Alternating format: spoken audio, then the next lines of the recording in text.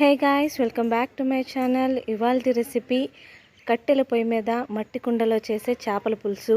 కంప్లీట్గా ట్రెడిషనల్ స్టైల్లో ఎలా చేయాలో మీకు ఈరోజు చూపించబోతున్నాను. చాలా టేస్టీగా ఉంటుంది. కట్టెల పొయ్యి మీద అలాగే మట్టి కుండలో చేసేది కాబట్టి టేస్ట్ చాలా సూపర్గా ఉంది. ఇప్పుడైతే ప్రొసీజర్లోకి వెళ్ళిపోదాం. ముందుగా ఇలా పాట్ పెట్టుకుని దాంట్లోకి 1/2 కప్ ఆయిల్ వేసుకోవాలి. ఆయిల్ కొద్దిగా వేడెక్కిన తర్వాత కొద్దిగా కరివేపాకు వేసుకోవాలి. అలాగే కొంచెం దంచుకున్న ఉల్లిపాయ ముక్కలు, ఒక 4 ఉల్లిపాయలని కొంచెం కంప్లీట్ పేస్ట్గా కాకుండా లైట్గా ముక్కలుగా మనం ఆనియన్ పేస్ట్ని వేసుకోవాలి. ఇలా వేయడం వల్ల గ్రేవీ కూడా బాగా వస్తుంది, టేస్ట్ కూడా చాలా బాగుంటుంది. ఆల్రెడీ మనం కొంచెం దంచి వేసుకుంటున్నాం కాబట్టి ఎక్కువసేపు మగ్గక్కర్లేదు. సో ఒక 5 నిమిషాలు మగ్గిన తర్వాత బారుగా కట్ చేసుకున్న 5-6 పచ్చిమిర్చి వేసుకోవాలి. ఎందుకంటే చేపల పులుసులో కొంచెం ఘాటు ఎక్కువగా పడుతుంది కాబట్టి ఇలా పచ్చిమిర్చి కొంచెం ఎక్కువగానే పడుతుంది.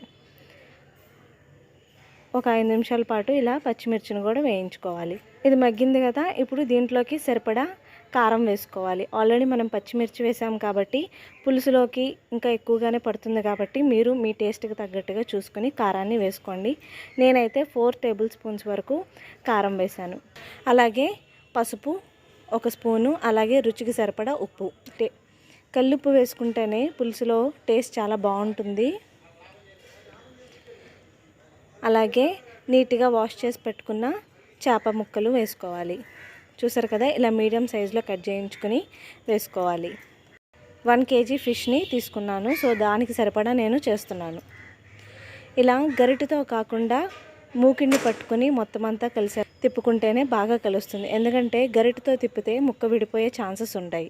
అందుకని మ్యాక్సిమం గరిటె లేకుండా చూసుకుని మనం తిప్పుకుంటూ ఉండాలి. ఇప్పుడు నానబెట్టిన చింతపండు గుజ్జుని వేసుకోవాలి. 1 kgకి నేను 150 గ్రామ్స్ చింతపండు వరకు తీసుకున్నాను. మీకు ఇంకా పులుపు కావాలి అనుకుంటే కనుక ఇంకొంచెం మీరు మీ టేస్ట్కి తగ్గట్టుగా యాడ్ చేసుకోండి.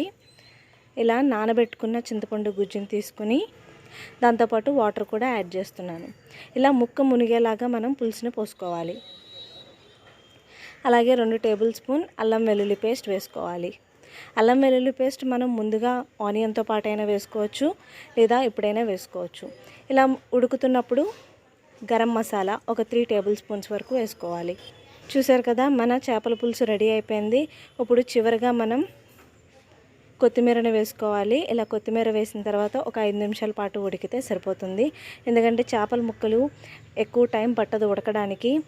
అలాగే మనం మట్టి కుండలో చేస్తున్నాం కాబట్టి మనం దించేటప్పుడు ఒక 10 నిమిషాలు ముందే, అంటే ఇంకో 10 నిమిషాల్లో కూర అయిపోతుంది అనగానే దించేయాలి. ఎందుకంటే అది ఎక్కువసేపు వేడిగా ఉండటం వల్ల ఓవర్గా కుక్ అయిపోతుంది. మనం లేటుగా దించితే అప్పుడు ముక్క విడిపోయే ఛాన్సెస్ ఉంటాయి. సో ఇదండి చేపల పులుసు రెసిపీ. మీరు కూడా ట్రై చేయండి. ఎలా వచ్చిందో నాకు కమెంట్ చేసి చెప్పండి. ఇలాంటి మరిన్ని ఇంట్రెస్టింగ్ రెసిపీస్ కోసం ఛానల్ని సబ్స్క్రైబ్ చేయండి. అలాగే అందరికీ షేర్ చేయండి. Thanks for watching.